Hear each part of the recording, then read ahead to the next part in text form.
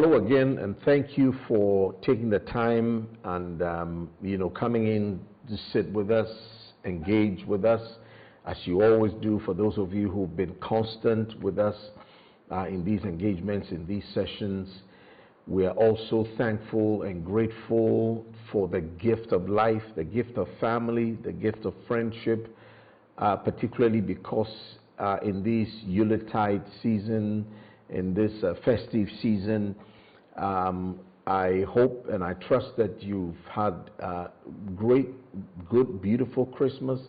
For those of us in the Christian community who commemorate the day of Christmas and sharing in the joys of Christmas, the day we remember the birth of our Lord Jesus Christ. And of course, for the rest of the world, of all faiths and of all religions, who also share these festive seasons as the time to enrich family, to enrich friendship, and to exchange gifts, particularly the gifts of pleasantries, well-wishing, and all of that as part of this festive season, this festive period where we wish each other well, we forgive each other, we release each other, where we lighten the burden of life. And by that, what I mean is we throw away all the, the bitterness, the anger we've had carried throughout the year, for the disappointments, the failures, how people, friends, families, sometimes trusted ones have disappointed us, failed us. We sort of throw them all away. We detox our systems, our minds, and our souls. We use, this festive period to enrich the gift of life, the thankfulness and the gratefulness we all are for the gift of life, and of course the gift of friendship and of the bonds of love. And so I trust that as we prepare ourselves to enter and to get into this new year, we're all of us in the same kind of spirit, in the same mind, the same thinking, determined to be individuals who will not give up on hope and give up on the power of our desiring, just being desirous of great life, better life, in the pursuit of happiness, liberty, life, joy. I mean, all of that. And not forgetting that within us, we have been endowed and blessed by our Creator with the power. The software is right within us to make these things happen, to determine outcomes and to make the outcomes happen. We can determine the outcome of life, our families, our homes, our relationships, our businesses, our societies.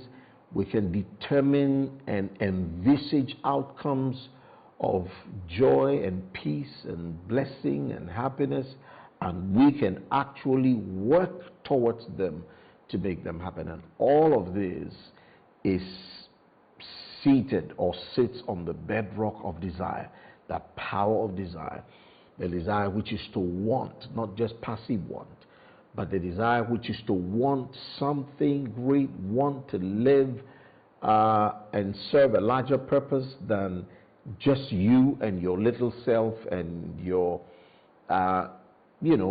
small material needs and so on and so forth. The desire, the power of desire, as we've talked about in the last 2 Thursdays, this being the third one, is the desire, we want to generate within us the desire to want to affect our world and impact our world, make significant contribution to our world, and to be agents of change, agents of transformational change. We want to be part of our societies, our nations, our countries, being a better world, a better place, a better society, better homes, better businesses, where because of us and because of our inclusion in the spaces in which we live, the spheres in which we live, our lives, our spaces, that is, be it society, family, home, business, institutions, countries, nations, everything around us is a better place because of us.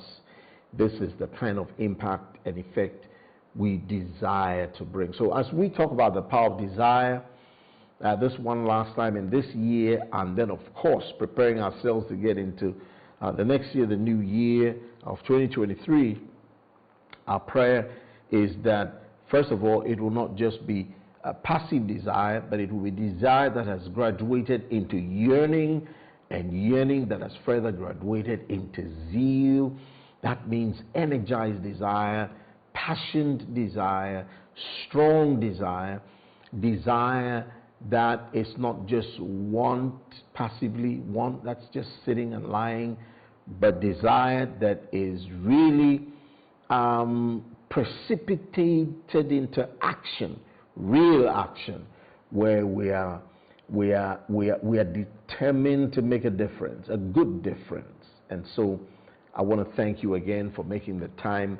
We continue our subject matter on desire with, we're going to look at the importance of desire, because desire is important. We have said in the last couple of weeks, the last couple of Thursdays, that desire has to be energized, desire has to move, metamorphosize, and as it were, step up from just passive desire and want to action-oriented, passionate, strong, intense desire, which is zeal, and which is energized yearning that will move us into action that will be consequential action, that will be key action, that will be productive action, that will be positive. This is what we want to see happen, and this is what we really want to see come out of us. And so we're looking at the importance of desire. And as we go to the slide, desire constantly arises from within us, only to be replaced by yet more desires. So desires are in a constant cycle in us. Desires don't stop, desires don't go away. It's one desire or the other, one desire or the other. But as we've said, and as we said in the last couple of discussions and conversations on desire, we're saying that desire has to fit within the framework of healthy desire, productive desire. We don't want desires that is, as it were, poisonous, toxic desires. Desire to want to see somebody fail, want to see somebody fall because we hate them so much, because they hurt us. We don't want to do that. We want to see desire that is healthy, desire to impact the world around us. Now, these desires is what we want to constantly see emanating and engaging, if you like,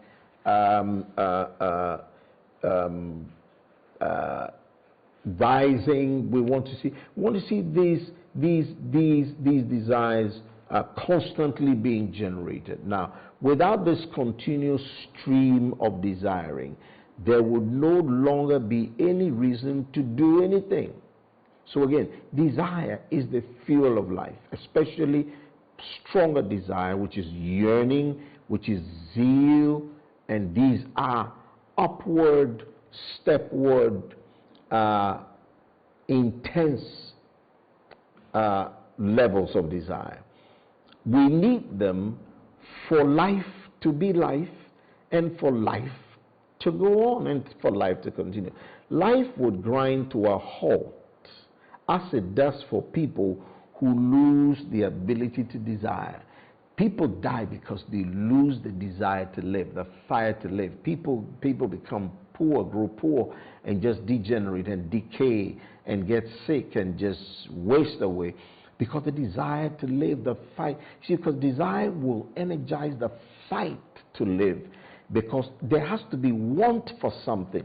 There has to be the impassioned want for something. There has to be the desire for. There has to be that energized yearning in your heart for something. You have to want to live to live.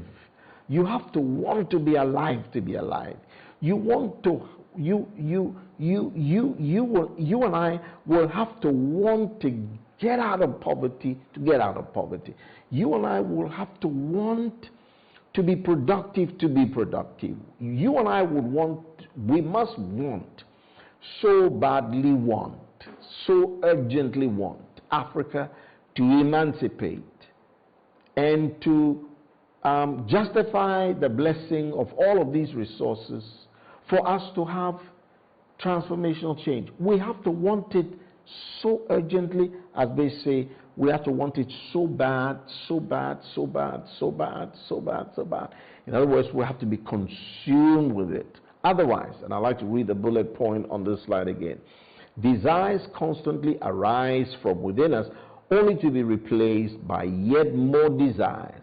Without this continuous stream of desiring, there will be no longer any reason to do anything. No longer any reason to do anything.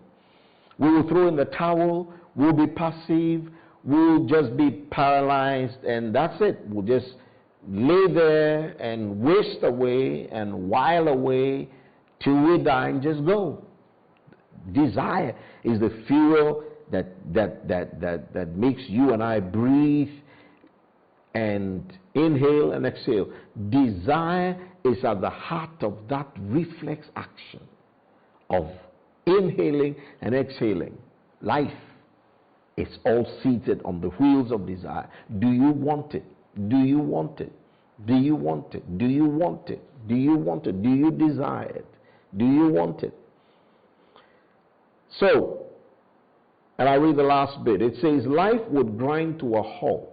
Life would grind to a halt, as it does for people who lose the ability to desire. Life, for anybody who is stagnant, who is in a downward decadence, downward retrogression, just decaying away, wasting away, dying, just growing, the desire to want something better than the decadence, the depravity, is really absent. Because, again, as we've said over, desire will inspire the fight within you. Desire will inspire the fight. And so, as we get ourselves ready in these few days, about 3-4 more days to get into this new year, let us energize the fight. Let's instigate the fight through desire. Let's instigate the fight to want a better life, to be better versions of ourselves, to have a better society, better Ghana, better Nigeria, better South Africa, better Zambia, better Zimbabwe, better Botswana, better Ethiopia, better Sudan, from Cairo to Cape Town, and from Senegal to Somalia. It will take this fueling desire, this power of desire, to move us and to push us to come to the place where things don't grind to a halt, but there is perpetual turning of the wheels of transformational change. The desire to want to see it. Never seen anybody do anything without the desire to do the thing they want to do. Never seen anybody come to any place without the desire to come to that place. Never seen anybody, do anything, become anything without the desire to become it. So desire is the fight. Desire is a fight. Desire will generate fight. It will ginger fight. And then desire will make you and I sort of surmount the obstacles. We'll come against the obstacles, and there'll be difficulty, there'll be challenges, because it's part of life. 2019, whoever thought the pandemic, was going to hit us, but it did. At least it did. I mean, even if we saw the signs on the wall, we didn't quite, we weren't certain for a fact, except when it became clear that the pandemic was going to, come up. Whoever thought that, Russia was going to go into this war with Ukraine, and then the the ensuing consequences on the economies of the world would engage us, will hit us the way it did. It did. So really life happens. But guess what? The power of the desire to want to see the reversal of damage and loss, so there's restoration, restitution.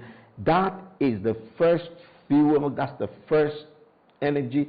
It's at the heart of beginning the journey of change, of transformation, of restoration, of restitution, of getting your life back, is the desire to want your life back. And so an acute, short-term crisis of desire corresponds to boredom, and then a chronic crisis to depression. So no desire, it will get into boredom.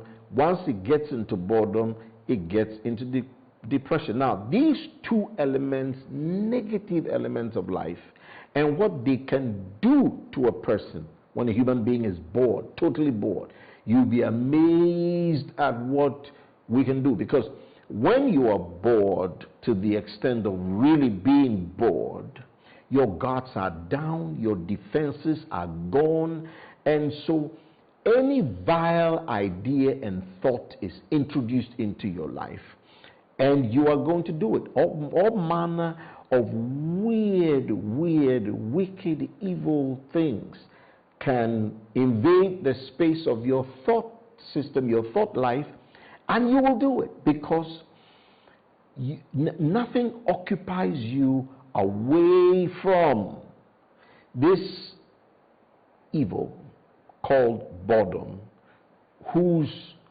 older brother is called depression. Because from boredom, you will graduate to depression. And I will tell you, once it gets into depression, you are in the mental health zone. Because depression, as you know, is a clear expression of mental health. In fact, is the most primary indication of mental health, downward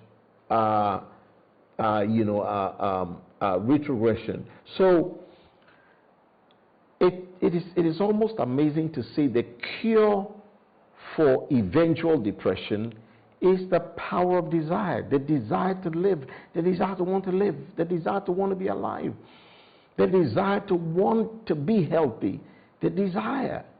And as we will discuss going forward, you would realize that when the desire to want to be the best version of yourself, the desire to want a healthy life, the desire to want nothing negative in your space, nothing toxic in your space, when that desire is strong, you will be amazed at the resulting actions and initiatives that desire results in. You will change your friends. You will look at the people who hang around you. You will be serious about who is in your orbit and in your space, and who is suggesting things to you, and who is talking to you, and who is speaking to you. You will be so amazed at how you will be intense on the quality of your life. You will be so conscious of the quality of your life. As I explained in our previous conversation concerning this gentleman who was sharing about the peace of mind. Peace of mind paints the picture of a framed picture. Framed picture. What does a framed picture do? As we said, a framed picture restricts view or viewership or viewing only to what's in the frame. Only to what's in the frame. Nothing comes outside of the frame into the picture. I mean, looking at it, philosophically. And if you like, analogically, just looking at it as an analogy and using it as an analogy. And so, to our young people of this continent, from 12 to 15, and 15 to 25, to 35, to 45, this is the group where change and transformation happens so easily. You and I can decide through the power of desire, the desire to see our continent change, the desire to see Africa become the better Africa than it is, the desire that begins, the desire to see transformational change that begins at the personal level. you and I are the ones who must first experience transformational change, and then all of us together as a group, as a society, as a people, can then be hopeful of our nation changing. There's no way you can stand outside of your personal responsibility, outside of the scope and the sphere of your personal responsibility, and point outside of you and expect transformational change when you yourself may be a negation to transformational change. In other words, you are a negative and a minus to transformational change, and yet you cry for transformational change. If you understand what I mean. You cannot be a liability and yet expect that the rest of society will produce change for you. Well, then who should produce the change for you? It is you and me together, but first on the individual level. Who can? We're the only hope of our societies and of this continent of Africa and really of the rest of the world. So, there's no change without us, and there's no us without desire. Desire is a bedrock, the power of desire. So, again, if we want to cure the gateway to, all of the vices, and sometimes most of the vices among young people, where there's all kinds of just craziness happening among young people, really is boredom. Is boredom, nothing to do. And I'll say this: I've had the situation and the occasion of being in this other part of the world where you ask young people, and it's almost become a greeting or a response to a greeting, which is like a cliche. You ask young people what's going on, and they say not much. Not much. What's going on? Not much. And I'm wondering, how can you say not much? No, there must be something going on. Well, if indeed it is not much, then that's the reason for all the vices amongst young people, destroying young people, because really there's not much going on. There's not much going on. So if there's not much, then guess what? Depression will set in, and mental health, incidents will rise, and all manner of silliness and all manner of craziness, and there'll be destruction because really there's not much. In fact, people can even get to the height of certain material acquisitions and still be empty. Why? Because the power of desire for just the material without the values that fill the space that material cannot fulfill, that in itself could also drive us to destruction and to be self-destruct. So we can talk about desire and the power of desire and how long and how far desire should go, and what should really be happening to desire, and why it is important that we fire ourselves one more time as we get into this new year with the power of desire. It is desire that moves us and gives our lives direction and meaning. I like to say that again. It is desire that moves us and gives our lives direction and meaning. Let me say it one more time, because I think this really encapsulates all of our conversation about the power of desire. Remember, desire is at the base. There is nothing that happens without desire. It's almost like saying desire is life, and life is desire. There's nothing about life that happens that moves. In fact, you cannot take the first step forward, putting the next foot forward ahead of your next foot, without the desire to put the next foot in front of the next foot. So really, desire and the absence of it means the extinguishing of life. Almost like you put out a light, you put out a candle, switch off a light. You take away desire from your life, you've switched off life. You've switched off life. Everything is desire. Everything is desire. I'm sitting here talking with you with a team around me you will not see, but are present here, because everybody doing different things. Some operating cameras, some operating lights and different things, and some doing all manner of things. We're a big team who work together.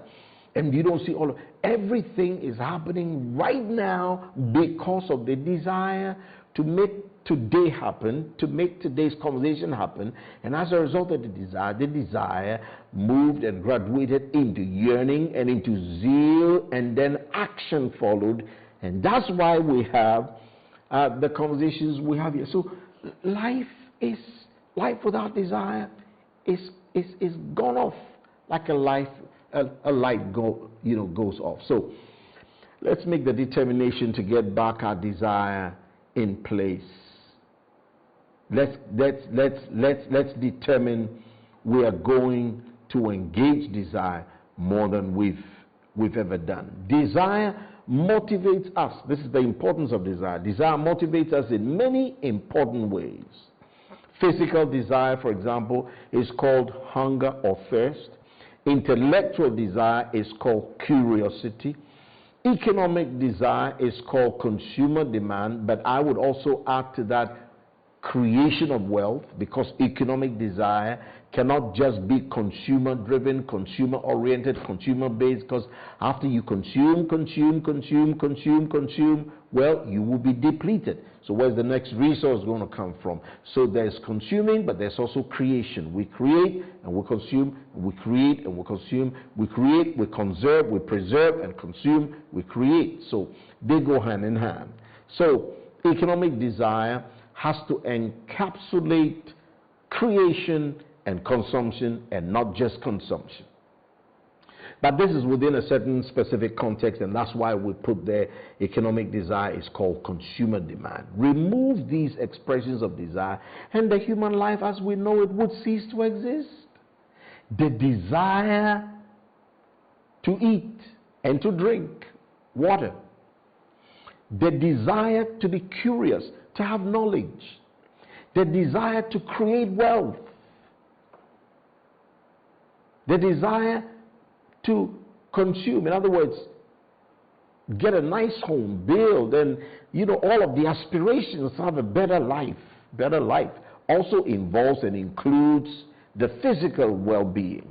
So physical well-being, intellectual well-being, emotional well-being, all of these begin on the back of desire, the desire to have them, the desire to want them. So just as you get up in the morning and you crank an engine, you crank the engine of a car and get yourself ready to move the car. You crank the engine, vroom, and then vroom, vroom, vroom. You step on the accelerator, How does the car move? How does the car crank? You have to first crank it. You crank the engine. As we say, you crank the engine. You start the engine. And as you start the engine, then you step on the accelerator. And as you step on the accelerator, then you initiate the process of engaging the movement. But it all begins with cranking the car. You can never go sit in a car, step on the accelerator, and expect to initiate any action of movement. You will have to crank the engine. Your cranking of the engine that will be required for you and me to end this year and to get into the next year is indeed to put back in place the power of desire. The power of desire. The power of desire. So let me say this again. Desire motivates us in many ways. Physical desire for hunger and thirst. Intellectual desire, for curiosity, for knowledge. Economic desire to create wealth and to alleviate poverty. And all the other forms of desire. The desire to love somebody. Remove all of these, and the human life as we know it will cease to exist. I want to thank you so much for the time you spent with us. We're going to come back again and continue from here. And I cannot thank you enough for taking the time. Please like, subscribe, share, share with your friends. Let it go as far as possible, because we want everybody to be so prepared, so fired up as we get into this next year. Remember, it's the power of desire. And again, thank you so much and have a good evening.